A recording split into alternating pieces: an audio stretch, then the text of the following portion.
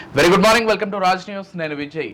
నిన్న ఏపీతో పాటు ఇటు తెలంగాణతో పాటు మరికొన్ని రాష్ట్రాల్లో 96 స్థానాలకు సంబంధించి ఎంపీ ఎన్నికలు జరిగాయి, పోలింగ్ జరిగింది. దాంతోపాటుగా ఆంధ్రప్రదేశ్లో 175 నియోజకవర్గాలకు సంబంధించి అసెంబ్లీ ఎన్నికల పోలింగ్ కూడా జరిగింది.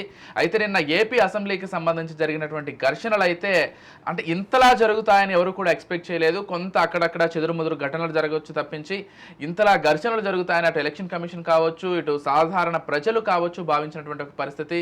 దాంతోపాటుగా ఏపీలో రికార్డు స్థాయిలోనే పోలింగ్ నమోదైందని చెప్పుకోవాలి. దగ్గరగా 80% పైగానే నమోదైనట్లుగా తెలుస్తోంది. అర్ధరాత్రి 2 గంటల వరకు కూడా క్యూ లైన్లో నిల్చొని ఓట్లు వేశారని మనకు వస్తున్నటువంటి అప్డేట్స్ ద్వారా తెలుస్తోంది. అన్ని అంశాలకు సంబంధించి మనతో పాటు చర్చించడానికి మా పొలిటికల్ ఎడిటర్ అరవింద్ కొలి గారు సిద్ధంగా ఉన్నారు. గుడ్ మార్నింగ్ అరవింద్ గారు.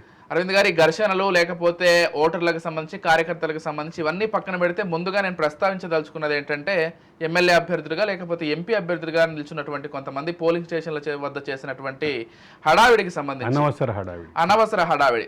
అంటే ఒక్కొక్క పేరు చెప్తాను మీకు, అది చాలా ఉంది లిస్ట్. 4 పేర్లు అయితే చెప్పుకుందాం. శ్రీకాకుళం జిల్లా టెక్కలి ఎమ్మెల్యే దువ్వాడ శ్రీనివాస్, మీకు బాగా గుర్తుండే ఉంటుంది, మనం మీ ఓటు వేయడానికి నిన్న పోలింగ్ స్టేషన్కి వెళ్ళినప్పుడు ఫోన్ బయట ఇచ్చేసి వెళ్ళిపోయారు నాకు ఇచ్చేసి. కానీ ఆ ఎమ్మెల్యే ఫోన్ మాట్లాడుతూ ఓటు వేశాడు. ఇంకొక ఎగ్జాంపుల్, హిందూపురం ఎమ్మెల్యే బాలకృష్ణ మెడలో ఆ కండువా పసుపు కండువా వేసుకుని వెళ్ళాడు. దాంతో పాటుగా తెనాలి ఎమ్మెల్యే అన్నాబత్తుని వ్యవహారం అయితే అందరం చూసాం, చెంప చెల్లు మనిపించుకోవడం, ఆ మొత్తం వ్యవహారం చూసాం. నేషనల్ మీడియాలో కూడా మొత్తం నేషనల్ మీడియాలో కూడా కవర్ అయింది. దాంతో పాటుగా హైదరాబాద్ ఎంపీ అభ్యర్థిగా ఉన్నటువంటి మాధవీలత కొంతమంది బూర్ఖాలను తొలగించి వాళ్ళ ఫేసులు గుర్తుపట్టేటువంటి ప్రయత్నం చేయడం, ఆ తర్వాత ఆమెకు సంబంధించి అసలు మీరెవరు చెక్ చేయడానికనే కేసు కూడా బుక్ అయింది. ఎలా చూడాలి అభ్యర్థులు అనవసర హడావిడి రాద్ధాంతం? ఇక్కడ ఒక కీలకమైన విషయం గమనించాలి. అభ్యర్థులకు సంబంధించినటువంటి వ్యవహార శైలి మీరు ఒక భాగంగా చూస్తే, మరోపక్క ఎలక్షన్ కమిషన్ కూడా వీటిని ఎక్కడిని టాలరేట్ చేయకుండా వెంటనే కేసుల డైరెక్షన్లో వెళ్ళటం, కేసులు బుక్ చేయడంతో పాటు వెంటనే లీగల్ యాక్షన్ ఇనిషియేట్ చేయమని చెప్పేసి పోలీసులకి ఆదేశాలు ఇవ్వటం. ఇది ఒక సుమోటో చర్య. ఎవరు ఫిర్యాదు చేయలేదు, మాధవీలత మీద ఎవరు ఫిర్యాదు చేసినప్పటికీ ఫిర్యాదుతో సంబంధం లేకుండానే ఇష్యూ అయింది. అదే సందర్భంలో అన్నాబత్తుల విషయంలో కూడా అదే జరిగింది. అయితే ఇక్కడ అంటే ఒక సాధారణ పౌరుడు నువ్వు లైన్లో వచ్చి ఓటేయి అని ఎమ్మెల్యేకి చెప్తే దాన్ని ఒక సానుకూలంగా తీసుకోవాల్సినటువంటి ఎమ్మెల్యే అభ్యర్థి, సిట్టింగ్ ఎమ్మెల్యే అంత వైలెంట్గా వెళ్ళి చెంపబగలు కొట్టడం అది ఖచ్చితంగా హర్షణీయమైన పని అయితే కాదు. ఇక మరొక పక్కన ప్రధానమంత్రి మోడీయే లైన్లో నుంచుని ఓటేస్తున్నారు. అబ్దుల్ కలాం అయితే దేశంలో ఆదర్శంగా ఉండాలని చెప్పేసి రాష్ట్రపతిగా ప్రథమ పౌరుడిగా ఉండి లైన్లో నుంచుని ఓటేసినటువంటి సందర్భం చూసాం. ఇక అక్కడి నుంచి మొదలు పెడితే చాలామంది ప్రముఖులు, చాలామంది విఐపీలకు సంబంధించినటువంటి వ్యవహార శైలి ఈ విషయంలో చాలా క్లియర్గా ఉంది. అంటే ఎక్కడ కూడా వాళ్ళ వైఖరిలో ఆ హుందాతనం మెయింటైన్ చేసేటటువంటి వాళ్ళని ఒక సపరేట్ సెగ్మెంట్గానే చూడాల్సిన పరిస్థితి వస్తుంది. అదే సందర్భంలో ఒక వ్యక్తి వచ్చేసి ఎందుకు ఇట్లా చేశావు, లైన్లో నుండి రావాలి కదా అన్నందుకు వచ్చి చంపగల కొట్టడం ఖచ్చితంగా. అంటే నాకు వైసీపీలో కొంతమంది అంతర్గతంగా కూడా నిన్న కాల్ చేసినప్పుడు ఏం చెప్పారంటే, నిన్న ఒక్క సంఘటన జరగడం వల్ల మాకు కొంత వ్యతిరేకంగా రాష్ట్ర వ్యాప్తంగా కూడా ఓటింగ్ పోల్ అయింది, అతని మీద ఖచ్చితంగా వైసీపీ తరఫున కూడా అంతర్గతంగా చర్యలు తీసుకునే అవకాశం ఉంది భవిష్యత్తులో అని ఒక వైసీపీ వ్యక్తి నాతో చెప్పినటువంటి సందర్భం. అంటే ఇక్కడ ఒక విషయం గమనించాలి. అంటే ఎమ్మెల్యే వెళ్ళి ఆ సుధాకర్ అనేటువంటి వ్యక్తిని కొట్టడం, సుధాకర్ తిరిగి వెంటనే రియాక్ట్ అయ్యి కొట్టడం. అదే సందర్భంలో సుధాకర్ చెప్పినటువంటి ఒక మాట, కొట్టాననేది కూడా నాకు తెలియదు, నేను అంటే హీట్ ఆఫ్ ద మూమెంట్ అన్ఎక్స్పెక్టెడ్గా నా చెయ్యి లేచింది, కొట్టాను, అసలు నేను కొట్టానన్న విషయం నాకు పోలీసులు వీడియోలో చూపిస్తే తప్ప తెలియదు అని చెప్పేసి ఆయన వ్యాఖ్యలు చేసిన పరిస్థితి. ఇక్కడ మళ్ళీ అతను తాగొచ్చి కొట్టాడని కూడా చెప్పారు. దానికి సంబంధించిన రక్త నమూనా ఇస్తా కావాలని పరీక్షించుకోండి అతను సవాల్ విసరడం. నేను అదే ఆ పాయింట్కే వస్తున్నాను. ఇక్కడ ఒక పక్కనేమో అంటే సుధాకర్కి సంబంధించినటువంటి అసంకల్పిత ప్రతీకార చర్య లాంటిది జరగటం, ఇది ఒక పక్కన జరిగితే దానికి కౌంటర్గా ఎమ్మెల్యే ఒక కొత్త వర్షన్ తీసుకొచ్చారు. సుధాకర్ నన్ను అంటే ఎస్సీలతోటి ఎస్టీలతోటి ఎందుకు తిరుగుతున్నావు అన్నాడు, ఇట్లాంటివి కొన్ని కొత్త వ్యాఖ్యలు చేస్తూ తాగి ఉన్నాడు అనేటటువంటి కంక్లూడ్ చేశాడు. అతను సుధాకర్ చాలా క్లియర్గా నేను రక్త నమూనా ఇస్తాను, దానికి సంబంధించి నేను రెడీగానే ఉన్నాను రక్త నమూనా ఇవ్వడానికి. టు బి ఫ్రాంక్, ఒకవేళ నిజంగానే అతను ఆ వ్యాఖ్యలు చేసినా కానీ అదే పోలింగ్ బూత్ లో పోలీసులు ఉంటారు, పోలీసులకు కంప్లైంట్ ఇవ్వచ్చు, లేకపోతే అధికారులకు తెలియపరచవచ్చు. ఇవన్నీ చేయకుండా చేసుకోవడం ఎమ్మెల్యే అత్యుత్సాహం ఒకటి క్లియర్గా కనిపిస్తుంది. అదే సందర్భంలో తెలుగుదేశం దాన్ని ఓడిపోతున్నామన్న ఫ్రస్ట్రేషన్గా కూడా చూపించడానికి ఎమ్మెల్యే ఓడిపోతున్నారు కాబట్టి ఆ ఫ్రస్ట్రేషన్ని ఓటర్ మీద ఇట్లా తీర్చారు అనేటటువంటి వాదనని తెలుగుదేశం కానీ అక్కడ ప్రధాన ప్రత్యర్థిగా ఉన్నటువంటి జనసేన అభ్యర్థి నాదెళ్ల మనోహర్ కానీ తీసుకొచ్చినటువంటి పరిస్థితి ఉంది. వీటిని కాసేపు పక్కన పెడదాం. ఫోన్ మాట్లాడుతూ ఓటు వేయటం విషయం మాత్రం ఖచ్చితంగా ఈసారి ఫోన్లని అలౌ చెయ్యము అని చెప్పేసి ఏదైతే చెప్పారో ఆ ప్రోటోకాల్ని అన్ని చోట్ల పాటిస్తే, కొన్ని చోట్ల అంటే ఒక దగ్గరేమో ఆ స్థానికంగా ఎక్కడైతే పోలింగ్ బూత్ ఉందో ఆ పోలింగ్ బూత్లో ఉన్నటువంటి సూపర్వైజర్ ఏదైతే అది గ్రామ పంచాయతీకి సంబంధించిన పోలింగ్ బూత్, ఆ గ్రామ పంచాయతీ సూపర్వైజర్ కొడుకు లోపలికి ఫోన్ పట్టుకుని వెళ్ళి చేసినటువంటి పరిస్థితి ఒకటి కనిపించింది. ఇట్లాంటి కొన్ని అక్కడక్కడ ఘటనలు కనిపించింది కదా. టెక్కలి ఎమ్మెల్యే అభ్యర్థికి సంబంధించి మాట్లాడుతూ ఓటేశాడు. అసలు ఇది ఇంకా మరి విచిత్రం. అలోనా లేదంటే ఫోన్ మాట్లాడుతూ ఓటేస్తే.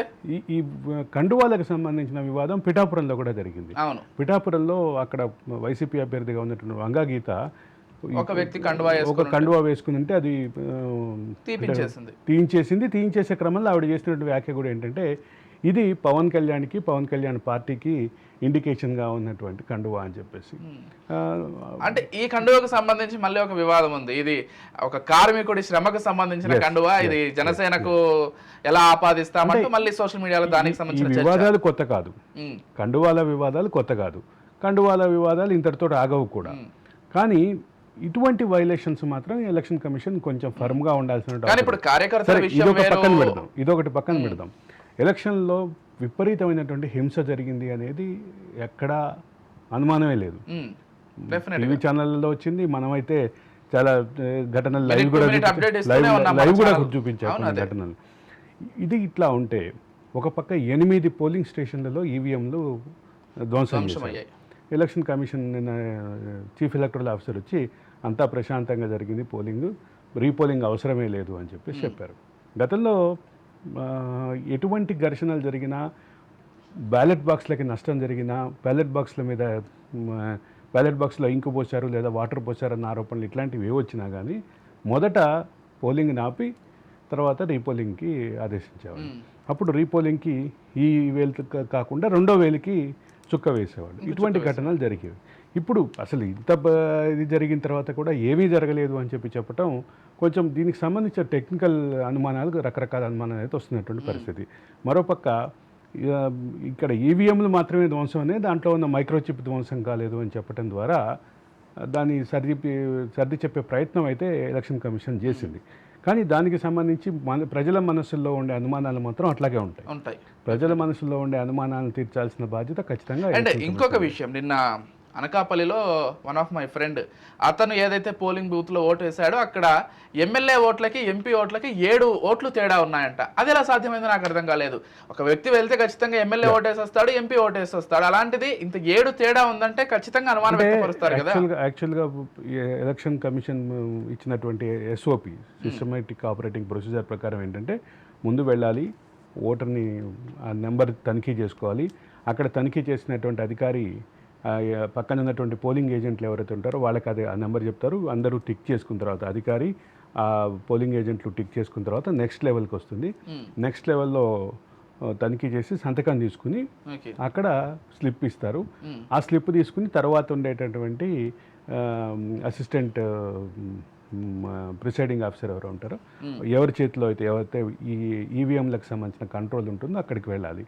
అక్కడ ఇది తీసుకొని దీన్ని కలెక్ట్ చేసుకొని ఆ 2 ఈవీఎంలు రెండు అంటే పార్లమెంట్కి అసెంబ్లీకి సంబంధించిన 2 ఈవీఎంలకి ఆన్ చేస్తారు. అంటే సోర్స్ చేస్తారు. సోర్స్ చేసిన తర్వాత పోలింగ్ ఏదైతే బ్యాలెట్ వేసేటటువంటి బ్యాలెట్ కంపార్ట్మెంట్ ఉంటుందో బ్యాలెట్ కంపార్ట్మెంట్లోకి వెళ్ళినప్పుడు అది నొక్కితే తప్ప అది అక్కడ నుంచి అది రిలీజ్ అవ్వదు. అక్కడ సోర్స్ చేసినప్పుడు ఇచ్చినటువంటి రిలీజ్ అది క్లోజ్ అవ్వాలి అంటే ఖచ్చితంగా నెక్స్ట్ ఓటు రిలీజ్ అవ్వాలి అంటే ఇది క్లోజ్ అవ్వాలి. ఇది ఒక ప్రొసీజర్. ఇది ఎట్లా జరిగింది అనేది ఖచ్చితంగా అనుమానాలకైతే అంటే ఆ 7 ఒక ఎంపీకి వేసేసి ఎమ్మెల్యేకి వేయకుండా వెళ్ళిపోయారు అని చెప్పడానికి ఆస్కారం లేదు. ఓకే. ఎందుకంటే ఒకటి క్లోజ్ అయితే తప్ప రెండోది ఓపెన్ అవ్వదు. అవును. రెండో ఓటు ఓపెన్ అవ్వాలి అంటే మొదటి ఓటు సోర్స్ దగ్గర నుంచి ఏదైతే ఓపెన్ ఉందో ఆ ఓపెన్ అవ్వాలి అంటే బ్యాలెట్ మీద ఖచ్చితంగా ఈవీఎం మెషిన్ మీద ఒక బటన్ ప్రెస్ చేయాలి. ఒకవేళ ఎవరు నచ్చకపోతే నోటా అనే ఆప్షన్ ఉంది కాబట్టి నోటా అన్న ప్రెస్ చేయాలి. కాబట్టి ఈ పర్టికులర్ అంశంలో మాత్రం ఖచ్చితంగా అనుమానాలు అయితే ఉన్నాయి. దీనికి సంబంధించినటువంటి అనుమానాల్ని ఎలక్షన్ కమిషన్ నివృత్తి చేయాల్సింది. దీంతో పాటుగా దొంగ ఓట్లు కూడా నమోదు ఖచ్చితంగా. అంటే నిన్న కుప్పం నియోజకవర్గానికి సంబంధించి తన తొలి ఓటు నమోదు చేసుకున్న ఒక యువతి, అమ్మాయి పేరు గాయత్రి, ముందే వేశారు. గాయత్రి అనే అమ్మాయి ఏడ్చింది. అక్కడ ఏడిస్తే ఆ అమ్మాయి బాధ చూసి అందరూ కనెక్ట్ అయ్యారు బాగా. అయితే ఛాలెంజ్ ఓటు వేసే అవకాశం ఉంది కాబట్టి ఛాలెంజ్ ఓటు వాడుకోమన్నారు. వాడుకుందా లేదా అనే విషయం మనకు క్లారిటీ లేదు, తెలియదు. కానీ మొత్తం మీద ఆ అమ్మాయికి ఛాలెంజ్ ఓటు అవకాశాన్ని మాత్రం పోలింగ్ అధికారులు ఇచ్చారనేది మనకు ఉన్నటువంటి సమాచారం. అదే సందర్భంలో ఎలక్షనీరింగ్లో ప్రధాన పాత్ర పోషించేటటువంటి ఈ ఎలక్షన్ పోలింగ్ ఏజెంట్లు ఎవరైతే ఉన్నారో పోలింగ్ ఏజెంట్లు అభ్యర్థుల్ని చెక్ చేసుకునే క్లియరెన్స్ ఇవ్వాలి. అది క్లియరెన్స్ ఇచ్చిన తర్వాతే నెక్స్ట్ లెవెల్కి వెళ్తుంది అనేది వాస్తవం. ఆ విషయంలో కొంచెం అది అక్కడ పర్టికులర్ పోలింగ్ బూత్లో ఏం జరిగింది ఏంటి అనేది అక్కడ స్థానిక పరిస్థితులను బట్టి చూస్తే కానీ అర్థం కాదు. విజయ్, మనం ముందుగా మాధవీలత విషయాన్ని మాట్లాడుకున్నాం. ఈ బుర్కాలకు సంబంధించి అది ధరించడం, ఓటు వేయడం అనే దానికి సంబంధించి ఈ ఎన్నికల్లోనే కాదు గత ఎన్నికల్లో కూడా ఇటువంటి వివాదాలకు సంబంధించి కొంత చర్చకు వచ్చింది. కాకపోతే ఎంపీ అభ్యర్థిగా ఉన్న ఒక వ్యక్తి చెక్ చేయడానికి ఎటువంటి హక్కు ఉండదు, ఎటువంటి వీలు ఉండదు. ఒకవేళ ఆమె నిజంగానే అటువంటి అనుమానాన్ని వ్యక్తపరిస్తే అధికారులకు చెప్పి వాళ్ళ ద్వారా మహిళా సిబ్బంది ద్వారా అది ప్రిసైడింగ్ అధికారి అనే ఒక సిస్టమ్ ఉంది. ప్రిసైడింగ్ అధికారికి కంప్లైంట్ ఇవ్వాలి. అంటే ఆ పోలింగ్ బూత్ వరకు ప్రిసైడింగ్ అధికారే పూర్తి స్థాయి అధికారం కలిగి ఉంటారు, పూర్తి స్థాయి హక్కు అధికారం కలిగి ఉంటారు. ప్రిసైడింగ్ అధికారికి కంప్లైంట్ ఇవ్వాలి, ప్రిసైడింగ్ అధికారి ద్వారా చెక్ చేయించాలి. ఒకవేళ నిజంగానే ఆ రకమైనటువంటి అభ్యంతరాలు ఉంటే అభ్యంతరాలకు సంబంధించినటువంటి అంశం చేయాలి. అయితే ఇక్కడ హైదరాబాద్ పార్లమెంటరీ నియోజకవర్గానికి సంబంధించి అత్యంత వివాదాస్పదంగా ఉన్నటువంటి అంశం ఇది ఒక తేనెతుట్టే. ఈ తేనెతుట్టని మాధవీలత గట్టిగా కదిలించారనే చెప్పాలి. మాధవీలత మీద పెట్టినటువంటి ఆ కేసు విషయంలో అంటే కొంత న్యాయవాద సర్కిల్స్లో కొంత చర్చ జరుగుతోంది. దాని మీద నాకున్నటువంటి ఫీడ్బ్యాక్ ఏంటంటే ఆ కేసు కనుక నిజంగానే హైకోర్టుకు వెళితే లేదంటే స్థానిక కోర్టులో మ్యాజిస్ట్రేట్ కోర్టులోనే డిశ్చార్జికి అవకాశం ఉంది. ఆ కోర్టు అంటే ఒకటి ఆవిడ ఓవర్ యాక్షన్ చేసింది అనేటటువంటి అంశం విస్తృతంగా చర్చలో ఉంది. కానీ ఈ పర్టికులర్ అంశం హిజబ్ అనేటటువంటి దాన్ని ఆధారంగా చేసుకొని దొంగ ఓట్లు పోలవుతున్నాయి అన్నటువంటి అంశం మీద మాత్రం ఖచ్చితంగా వివాదం ఉంది. ఆ వివాదం విషయంలో ముస్లిం పార్టీలు అయినటువంటి అంటే ముస్లిం వర్గాలకి ప్రధాన పాత్ర పోషించేటటువంటి ఎంఐఎం కాకుండా మరో పార్టీ అయినటువంటి ఎంబీటీ నుంచి కూడా ఆరోపణలు ఉన్నాయి. ఎంబీటీ కూడా దీన్ని ఆధారం చేసుకుని ఎంఐఎం గెలుస్తోంది. ముఖ్యంగా యాకత్పురా నియోజకవర్గం, చార్మినార్ నియోజకవర్గం, నాన్పల్లి నియోజకవర్గం ఇట్లాంటి చోట్ల అదే పనిచేస్తుంది అనేటటువంటి ఆరోపణలు అయితే ఖచ్చితంగా ఎంబీటీ నుంచి ఉన్నాయి. ఎంబీటీతో పాటు ఇక ఆ విషయంలో పోరాటానికి ఐకానిక్ లీడర్గా చెప్పే ఫిరోజ్ ఖాన్ కూడా ఈ విషయంలో చాలా సందర్భాల్లో వ్యాఖ్యలు చేస్తున్నారు. కాబట్టి ముఖ్యంగా ఎంఐఎం బలమే అది కాబట్టి అక్కడే బ్రేక్ చేయాలి అనేటటువంటి ఉద్దేశం గతంలో ఫిరోజ్ ఖాన్ కూడా వ్యక్తం చేస్తున్నారు. కాబట్టి మొత్తం మీద ఈ చర్చ అయితే బాగా పెద్దగా సబ్జెక్టే. ఈ పెద్ద సబ్జెక్ట్ని తేనెతుట్టనైతే మాధవీలత ఖచ్చితంగా కదిలించింది. అండ్ దాంతోపాటుగా తన పేరుతో వేరే వాళ్ళు ఓటు వేశారు. నిన్న పూణే కాంగ్రెస్ పార్టీ చీఫ్ అరవింద్ షిండే వెల్లడించారు. ఆయన మళ్ళీ టెండర్ ఓట్ అయితే వేశారు. మళ్ళీ ఆ ఫామ్ 17 తీసుకొని దాన్ని ఫిల్ చేసి బ్యాలెట్ పేపర్ పైన వేసి అది షీల్డ్ కవర్లో పంపిస్తారు. దానికి సంబంధించి వేశారు. అంటే సామాన్యుడే కాదు, పార్టీ చీఫ్లు లేకపోతే రాజకీయంలో బాగా పేరుగాంచినటువంటి వాళ్ళకు కూడా ఇటువంటి సందర్భాలు. ఒక విషయం గమనించాలి, రిగ్గింగ్కి ఎవరు అతిథులు కాదు. ఎవరు అంటే ఏ చంద్రబాబు నాయుడుకో, జగన్మోహన్ రెడ్డికో, రేవంత్ రెడ్డికో, కేసీఆర్కో అతిథులేమో కానీ ఎంత ప్రముఖుడైనా కానీ అంటే అక్కడ స్థానికంగా ఉండేటటువంటి ప్రిసైడింగ్ అధికారి, స్థానికంగా ముఖ్యంగా పోలింగ్, ఇందాక నేను చెప్పింది అదే, పోలింగ్ ఏజెంట్లది చాలా కీలకమైన పాత్ర. పోలింగ్ ఏజెంట్లే గుర్తుపట్టాలి. ఇప్పుడు విజయ్ వెళ్ళినప్పుడు విజయ కాదా, ఇతని పేరు విజయ కాదా, ఇతను ఎప్పుడన్నా చూశానా, అందుకే పోలింగ్ ఏజెంట్లను సహజంగా ఆ పరిసర ప్రాంతాల వాళ్ళనే ఎక్కువగా పెట్టుకుంటారు పార్టీలు. అవును. పోలింగ్ ఏజెంట్లకి చాలా కీలకమైనటువంటి పాత్ర ఉంటుంది. అది ఒక కీలకమైన అంశం. అక్కడ ప్రధానంగా ఉన్నటువంటి సమస్య పోలింగ్ ఏజెంట్ల దగ్గర. పోలింగ్ ఏజెంట్లే గుర్తుపట్టాలి. పోలింగ్ ఏజెంట్లు కనుక సరైనటువంటి దిశలో వ్యవహరిస్తే ఇటువంటి సమస్యలు రావు. రైట్. ఘర్షణలకు సంబంధించి మాట్లాడే ముందు నిన్న ఆంధ్రప్రదేశ్లో పోలైనటువంటి ఓటింగ్ శాతాన్ని ఒకసారి గమనించినట్లయితే అర్ధరాత్రి 2 గంటల వరకు కూడా ఓటేశారంట. అదే క్యూ లైన్. 2019 రిపీట్. 2019 అంటే రిజల్ట్స్ గురించి అంటల్లా. 2019లో పోలింగ్ సరళి జరిగిందో అదే రకమైన ఆ రోజు అప్పుడు కూడా ఆఖరి నిమిషంలో ఓటింగ్లకు వచ్చి, అంటే మధ్యాహ్నం వరకు చూస్తే మనం లైవ్లో కూడా మాట్లాడుకున్నాం. దానికి సంబంధించి కొంచెం అంటే ఆసక్తికరంగా అనిపించిన అంశం, మనందరం భారీగా పోలింగ్ అవుతుందని ఎక్స్పెక్ట్ చేసాం. పైగా భారీగా జనం వెళ్ళారు. భారీగా హైదరాబాద్ నుంచి ఆంధ్రప్రదేశ్ నుంచి రాష్ట్రానికి ఉన్నటువంటి సరిహద్దు టోల్గేట్లన్నీ బాగా రద్దీగా అయిపోయినాయి. అన్ని టోల్గేట్ల దగ్గర విపరీతమైన ట్రాఫిక్ జామ్స్ ఉన్నాయి. ఇంటర్నేషనల్ ఫ్లైట్స్ మీరు కూడా చెప్పారు, ఎక్కడైతే పొలిటికల్ గా ఒక గట్టి పోటీ ఉంటుందో అక్కడ ఖచ్చితంగా ఓటు శాతం ఎక్కువగా నమోదవుతుంది. నిన్న మాట్లాడుకున్నప్పుడు కూడా లైవ్ లో కూడా అదే అనుకున్నారు. ఇంత కీలకమైనటువంటి పొలిటికల్ హీట్ ఉన్నటువంటి రాష్ట్రంలో ఇంత తక్కువ పోలింగ్ శాతం అనేది ఊహించలేదు అనుకున్నాం. మధ్యాహ్నం వరకు 40% కూడా దాటని చాలా నియోజకవర్గాలు 30-35 40 ఉన్నటువంటి పరిస్థితి. అది కొంచెం ఆందోళనగానే అనిపించింది. సాయంత్రానికి వచ్చేసరికి తండోపతండాలుగా వచ్చేసారు. 5 గంటల తర్వాత విపరీతమైనటువంటి క్యూ లైన్లు పెరిగిపోయినాయి. ఆ క్యూ లైన్లు పెరిగిపోయి రాత్రి 10 గంటల వరకు 11 గంటల వరకు కూడా ఉన్నారు.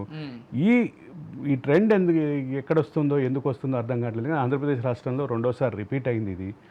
ఇది ఏ రకమైనటువంటి ఫలితాలు ఇస్తుంది, ఫలితం మీద దీని ప్రభావం ఎట్లా ఉంటుంది అనేది. కానీ ఒకటి మాత్రం వాస్తవం, ముందు నుంచి కూడా ఉమ్మడి ఆంధ్రప్రదేశ్లో కావచ్చు, ఇప్పుడు విడిపోయినటువంటి ఆంధ్రప్రదేశ్లో కావచ్చు, ఖచ్చితంగా ప్రజలకు రాజకీయంగా కొంత చైతన్యవంతంగా ఉంటారనేది మాత్రం డౌట్. తెలుగు నేల ఖచ్చితంగా రాజకీయ వాదాలకి, రాజకీయ వివాదాలకి పుట్టినిల్లు. అదే సందర్భంలో జాతీయ స్థాయి నాయకుల్ని అనేక మంది జాతీయ స్థాయి నాయకుల్ని ఇచ్చినటువంటి నేల. బీజేపీకి 2 జాతీయ అధ్యక్షులుగా పనిచేశారు తెలుగు నేల నుంచి. కాంగ్రెస్కి దాదాపు నాకు తెలిసి ఒక 9 మందో 10 మందో జాతీయ అధ్యక్షులుగా పనిచేశారు. జాతీయ స్థాయిలో కీలకంగా పనిచేసినటువంటి అనేక మంది నాయకులు ఇక్కడ వామపక్షాలకి ప్రధాన కార్యదర్శులుగా పనిచేసిన వాళ్ళు, పాలిట్ బ్యూరోలో ఉన్నవాళ్ళు, కేంద్ర కార్యవర్గంలో కీలక స్థానంలో ఉన్నవాళ్ళు సుమారుగా ఒక 10-15 మంది తెలుగు నేల నుంచి ఉన్నారు. ఇటువంటి పరిస్థితి ఇప్పుడు అంటే ప్రధాన జాతీయ పార్టీలకి నాయకత్వాన్ని అందించినటువంటి నేల. అదే సందర్భంలో అనేక వాదాలకి, వివాదాలకి ఇక్కడ పుట్టినిల్లి రాజకీయ పరమైనటువంటి చైతన్యం కలిగినటువంటి ప్రాంతం. కాబట్టి ఖచ్చితంగా ఇక్కడ నుంచి రాజకీయపరమైనటువంటి రాజకీయపరమైనటువంటి చర్చలు ఇవన్నీ ఉండటం సహజం.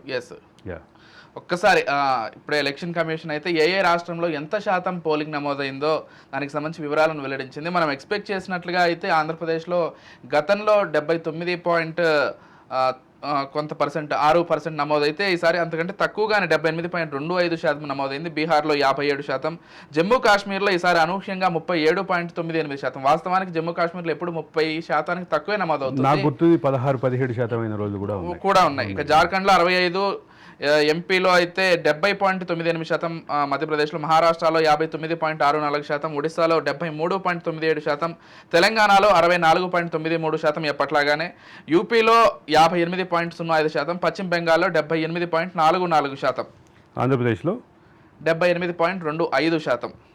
ఓకే, ఇది ఇంకా పెరిగే అవకాశం ఉంది ఇప్పటికీ. అంటే నేను ఇప్పుడు చెప్పిన వివరాలు ఏదైతే ఉన్నాయో ఇది రాత్రి 11:45 వరకు వచ్చినటువంటి వివరాలే. మనం ఇప్పుడు మాట్లాడుకున్నట్లు 2 గంటల వరకు ఓటింగ్ జరిగింది. ఇక్కడ ఒక విషయం గమనించాలి, అక్యుములేషన్ ఆఫ్ ఓట్స్. ఇది డేటా ఎట్లా జరుగుతుంది, అక్యుములేషన్ ఆఫ్ డేటా ఎలా జరుగుతుంది అంటే, ప్రిసైడింగ్ ఆఫీసర్ అంటే ఒక పోలింగ్ సెంటర్లో, ఒక పోలింగ్ బూత్కి చెప్పట్లా, పోలింగ్ సెంటర్లో, పోలింగ్ స్టేషన్లో ఒక 4-5 బూత్లు ఉన్నాయనుకోండి, 5-6 బూత్లు ఉన్నాయనుకోండి, వీటన్నిటికీ ఎవరైతే ఇన్ఛార్జ్ ఉంటారో వాళ్ళు నెక్స్ట్ లెవెల్ ఉన్నటువంటి సెక్షన్ రిటర్నింగ్ ఆఫీసర్కి పంపిస్తారు. అక్కడ నుంచి రిటర్నింగ్ ఆఫీసర్ దగ్గరికి వస్తుంది డేటా. ఈ రిటర్నింగ్ ఆఫీసర్ దగ్గరకు వచ్చినటువంటి డేటాని మొత్తాన్ని అక్యుములేట్ చేసి, మొత్తాన్ని కలిపి అక్కడి ఫిగరు నెక్స్ట్ లెవెల్లో ఉన్నటువంటి డిఆర్ఓ ఆఫీస్కి వస్తుంది, Okay. డిస్ట్రిక్ట్ రిటర్నింగ్ ఆఫీసర్ ఆఫీస్కి వస్తుంది. డిస్ట్రిక్ట్ రిటర్నింగ్ ఆఫీసర్ నుంచి సెంట్రల్ ఎలక్షన్ కమిషన్కి వెళ్లే ముందు మధ్యలో ఇంకొక స్టెప్ ఉంది. ఓకే. రాష్ట్ర ఎన్నికల ప్రధానాధికారి, chief electoral officer of the state, chief electoral officer ఆఫీస్కి వస్తుంది. చీఫ్ ఎలక్టరల్ ఆఫీసర్ ఆఫీస్లో ఈ మొత్తం అక్యూములేషన్ అయ్యి ఆ స్టేట్ డేటా బయటకు వస్తుంది. ఓకే. ఈ స్టేట్ డేటా బయటకు వచ్చే క్రమంలో స్టేట్ డేటాని మళ్ళీ సెంట్రల్ ఎలక్షన్ కమిషన్తో షేర్ చేసుకుంటారు. అక్కడ నుంచి ఇప్పుడు మీకు వచ్చినట్టుగా అక్కడ నుంచి వస్తుంది, అట్ ద సేమ్ టైం ఇక్కడ నుంచి వస్తుంది. 78.25 అనేది ఖచ్చితంగా ఇంకో 2-4% వరకు పెరిగే అవకాశాలు ఖచ్చితంగా నాకు తెలిసినంత వరకు పోస్టల్ బ్యాలెట్ యాడ్ చేయకుండా వచ్చినటువంటి ఇది పోస్టల్ బ్యాలెట్ యాడ్ తర్వాత చేస్తారు అనుకుంటా, పూర్తి సమాచారం వచ్చిన తర్వాత యాడ్ చేసి. పోస్టల్ బ్యాలెట్లకి ప్రభావం ఎంత 0.25, 0.35% ఉంటుంది. కానీ కానీ ఇక్కడ ప్రధానంగా గమనించాల్సింది ఒక 2-4% అయితే పెరిగే అవకాశం ఖచ్చితంగా పెరిగే అవకాశం ఉంది. నాకు తెలిసి మరి కొద్దిసేపట్లో విడుదల మీరు అనుకున్నట్లుగా 80% ఖచ్చితంగా రీచ్ ఆంధ్రప్రదేశ్ పోలింగ్ శాతం వస్తుంది. ఇక ఇంకో సిమిలారిటీ చెప్పాలి. ఇప్పుడు నేను మీరు చెప్పినప్పుడు రాసుకున్నది 78.44% వెస్ట్ బెంగాల్, 78.25% ఈ రెండు రాష్ట్రాల్లోనే నిన్న ఎక్కువగా ఘర్షణలు జరిగినటువంటి పరిస్థితి. తెలంగాణలో ఎన్నికలు ఎక్కడ జరిగిన ప్రశాంతంగానే ఉంది. దాదాపు కొన్ని చోట్ల ఎన్నికలను బహిష్కరించిన దగ్గర కొన్ని చోట్ల అధికారులు కన్విన్స్ చేయించారు. 1-2 చోట్ల మాత్రం అధికారులు కన్విన్స్ చేయడానికి ప్రయత్నించినా అది సక్సెస్ కాలేదు. కానీ ఆంధ్రప్రదేశ్ రాష్ట్రంలో జరిగినటువంటి ఎన్నికల ఘర్షణలు మాత్రం చాలా ఇబ్బందికరంగానే, ఆ నంబర్ కానీ ఆ పరిస్థితి కానీ జరిగిన తీరు కానీ చాలా ఇబ్బందికరంగానే అనిపించింది. ఇంకొక రాష్ట్రమైనటువంటి జమ్మూ కాశ్మీర్ గురించి మనం ఖచ్చితంగా ప్రస్తావించాలి. జమ్మూ కాశ్మీర్లో గతంలో ఘర్షణలు, గతంలో పోలింగ్ బహిష్కరణలు, బ్యాలెట్లు ఎత్తుకుపోవటాలు, బ్యాలెట్లు పోలింగ్ స్టేషన్లు పేల్చివేతలు, పోలింగ్ సామాగ్రి తరలించే వాహనాల్ని పేల్చివేతలు, ఇవన్నీ చూసిన వాళ్ళం. ఇప్పుడు జమ్మూ కాశ్మీర్ పరిస్థితి చూస్తుంటే మాత్రం ఖచ్చితంగా జమ్మూ కాశ్మీర్లో ఒక సానుకూలమైనటువంటి డెమోక్రటిక్ వాతావరణం ఎస్టాబ్లిష్ అవ్వడానికి ప్రయత్నం అయితే జరుగుతుంది. మోదీ కూడా మాట్లాడుతూ మేము ఏదైతే చర్యలు తీసుకున్నామో జమ్మూ కాశ్మీర్ విషయంలో వాటి ఫలితాలను ఇప్పుడు దేశ ప్రజలు ప్రత్యక్షంగా చూస్తున్నారని కామెంట్ చేశారు. ఆయన వ్యాఖ్యలు పక్కన పెట్టినా కానీ టు బి ఫ్రాంక్ గత ప్రభుత్వంలో తీసుకున్నటువంటి కొన్ని చర్యలు అయితే ఖచ్చితంగా అక్కడ పోలింగ్ శాతం పెరగడానికి కారణమయ్యాయని. అంటే గతంలో అక్కడ ప్రధానంగా తీవ్రవాద శక్తులు పనిచేసేవి. భారత ప్రజాస్వామ్యాన్ని, భారతదేశ అస్తిత్వాన్ని, భారతదేశ సార్వభౌమత్వాన్ని వ్యతిరేకించేటటువంటి శక్తులు పనిచేసేవి. ఆ శక్తుల ప్రభావం గణనీయంగా ఉండేది. ఇప్పుడు అది జీరో అవటం దగ్గర నుంచి మొదలు పెడితే ప్రజాస్వామ్యానికి సంబంధించినటువంటి కొన్ని చర్యలు, అదే సందర్భంలో వాళ్ళని ప్రధాన స్రవంతిలోకి తీసుకురావడానికి చర్యలు, ఇవన్నీ ఖచ్చితంగా పనిచేసినాయనే చెప్పాలి. దీంట్లో ఎక్కడా మొహమాటం లేదు, ఎక్కడా భేదాభిప్రాయం. కానీ వెస్ట్ బెంగాల్కి సంబంధించినటువంటి ఘర్షణలు, ఆంధ్రప్రదేశ్కి సంబంధించిన ఘర్షణలు మాత్రం ఖచ్చితంగా హైలైట్ అయ్యాయి. నిన్న పల్నాడులో జరిగింది అయితే ఒక సినీ ఫక్కీలో అటు కార్యకర్తలు ఇటు కార్యకర్తలు గుంపులుగా వచ్చి కొట్టుకోవడము, రాళ్ళు విసురుకోవడము, కర్రలతో కొట్టుకోవడం. ఇంకొక చోట అంతకంటే ఘోరమైనటువంటి పరిస్థితి ఉంది. ఈ రెండు పార్టీల ఎమ్మెల్యే అభ్యర్థుల ఇళ్ళు సుమారు 500 మీటర్ల దూరంలో ఉంది. నరసరావుపేట, గోపిరెడ్డి శ్రీనివాసరెడ్డి, అరవింద్ బాబు మాజీ ఎమ్మెల్యే, ఆయన శ్రీనివాసరెడ్డి సిట్టింగ్ ఎమ్మెల్యే. వాళ్ళిద్దరూ రెండు ప్రధాన పార్టీల తరఫున పోటీ చేస్తున్నారు. అక్కడ జరిగినటువంటి ఘర్షణలు, ఎమ్మెల్యే ఇంటి ముందు జనాన్ని చెదరగొట్టడానికి బాష్పవాయు ప్రయోగం జరిగింది. ఆ తర్వాత రబ్బర్ బుల్లెట్లు కూడా ప్రయోగించారనేది వింటున్నాం. ఇక్కడ ఎమ్మెల్యే ఇంటికి ప్రత్యర్థి ఇంటికి 500 మీటర్లే దూరం. ఎంత ఉద్రిక్త వాతావరణం ఉందంటే అప్రకటిత కర్ఫ్యూ ఉంది, ఇప్పటికీ కొనసాగుతుంది అప్రకటిత కర్ఫ్యూ. ఆ రోడ్డుని మొత్తాన్ని ముళ్ళ కంచెలు వేసి మూసేశారు, మొత్తం రోడ్డు అంతా బ్లాక్ చేసేశారు.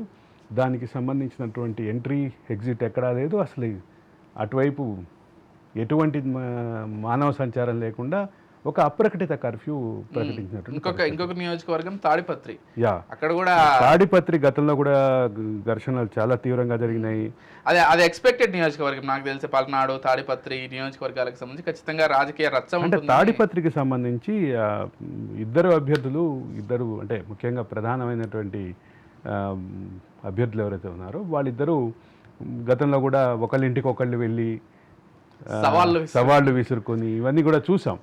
అక్కడ రాజకీయపరమైనటువంటి చర్చ, ఫ్యాక్షన్ పరమైనటువంటి టచ్ తోటి, ఫ్యాక్షన్ వాసనలు ఉన్నటువంటి రాజకీయ వేడి చాలా సంవత్సరాల నుంచి ఉంది. ఉన్నదానికి ఒక ప్రతిఫలం నిన్న చూసాం. దానికి సంబంధించినటువంటి ఇదైతే చివరికి ఎస్పీకి సంబంధించినటువంటి వాహనాన్నే ధ్వంసం చేశారు. అవును, త్రుటిలో ఎస్పీ తప్పించుకున్నారనేది కూడా, కారద్దాలని పగలగొట్టేసి త్రుటిలో ఎస్పీ దాడి నుంచి తప్పించుకున్నారు అనేటటువంటిది కూడా వింటున్నాం. అవును, ర్యాపిడ్ యాక్షన్ ఫోర్స్ వచ్చేసి ఆయన ప్రొటెక్ట్ చేసింది అనేది వింటున్నాం. ఉమ్, అయితే ఈ వాతావరణం, ఈ పరిస్థితి కొంత ముందు ఊహించినప్పటికీ ఇప్పటికీ ఎలక్షన్ కమిషన్ చెప్తున్నటువంటి మాటలు మాత్రం పెద్ద చెదురుముదురు ఘటనలు తప్ప ఎక్కడ ఏం పెద్దగా ఏం జరగలేదు అనేది హాస్యాస్పదంగా ఉంది. అయితే ఈరోజు ఎలక్షన్ కమిషన్ పార్టీల మీటింగ్ పెడుతోందని విన్నాను రాష్ట్ర ఎన్నికల ప్రధానాధికారి. దాని తర్వాత కొంత ఇప్పుడు ఎలక్షన్ కమిషన్ నాకు తెలిసి చాలా వాటికి సమాధానం చెప్పుకోవాలి. ఒకటి మీరు అన్నట్లుగా ఏదైతే నిన్న ఘర్షణలు అంత ఘోరంగా జరిగాయో పల్నాడు ప్రాంతంలో కావచ్చు, రాయలసీమలోని తాడిపత్రి ప్రాంతంలో కావచ్చు, లేకపోతే నరసరావుపేట ప్రాంతంలో కావచ్చు, ఇలాంటి ప్రాంతాల్లో అంతలా ఘర్షణలు జరిగితే ఎలక్షన్ కమిషన్ ఏమీ జరగలేదని సమర్థించుకోవడం ఒకటి. మనం ముందుగా మాట్లాడుకున్నట్లుగా కొన్ని చోట్ల ఎమ్మెల్యేగా పోటీ చేస్తున్నటువంటి వ్యక్తులు ఫోన్ తీసుకెళ్లి మాట్లాడడం టెక్కలిలో, దాంతోపాటుగా తెనాలిలో ఒక వ్యక్తిని చంపకేసి కొట్టడం, ఆ వ్యక్తి తిరిగి కొట్టడం, ఈ ఘటన కావచ్చు. హిందూపురంలో బాలయ్య బాబు కండువా ఈ మొత్తంలో తెనాలి ఘటనలోనే అంతో ఎంతో కాస్త స్పందించినట్టుగా అనిపిస్తోంది. స్పందించినప్పటికీ ఆ బాధితుడికి సంబంధించినటువంటి కంప్లైంట్స్ ఇంకా అట్లాగే ఉన్నాయి. అంటే ఇక్కడ ఆ విషయంలో ఏంటంటే ఒక్కసారిగా సోషల్ మీడియాలో వైరల్ అయిపోయింది. సోషల్ మీడియాలో, మెయిన్ స్ట్రీమ్ మీడియాలో కూడా, నేషనల్ మీడియాలో కూడా బాగా వైరల్ అయ్యేసరికి ఎలక్షన్ కమిషన్ ఇమ్మీడియట్ గా స్పందించింది. అయితే ఈ మొత్తం మీద కీలకంగా ఘటన ఏంటంటే తాడిపత్రికి సంబంధించిన ఎస్పీ వెహికల్ నే ధ్వంసం. కడపకు సంబంధించి కూడా సిద్ధార్థ కౌశల్ ముందుగానే వార్నింగ్ ఇచ్చినా కానీ సిద్ధార్థ కౌశల్ వార్నింగ్ ఇచ్చారు. ఆ రకమైనటువంటి యాక్షన్ కూడా కనిపించింది. నిన్న సిద్ధార్థ కౌశల్ స్వయంగా కర్ర పట్టుకుని పరిగెత్తించారు జనాల్ని అనేది కూడా విన్నాను నేను. అయితే ఇక్కడ నెల్లూరు ఎస్పీగా చేసిన ఆయన అంతే అగ్రెసివ్ గా ఉండేవాళ్ళు. రక్షణ విషయంలో ఎక్కడ వెనక్కి తగ్గేవాడు కాదనే మాట ఉంది. ఆయన ఎలక్షన్ కమిషన్ చాయిస్ కాబట్టి కొంచెం ఆయనకు కూడా ఫ్రీడమ్ ఉంది కాబట్టి అది పనిచేశారు. ఇది తాడిపత్రి, కడప, నరసరావుపేట, మన పెనమలూరు, తర్వాత మాచర్ల, ఈ నియోజకవర్గాల్లో జరిగినటువంటి ఘర్షణలు మాత్రం ఖచ్చితంగా హర్షణీయమైనటువంటి పని కాదు. ఇది ఖచ్చితంగా అభ్యంతరకరమే.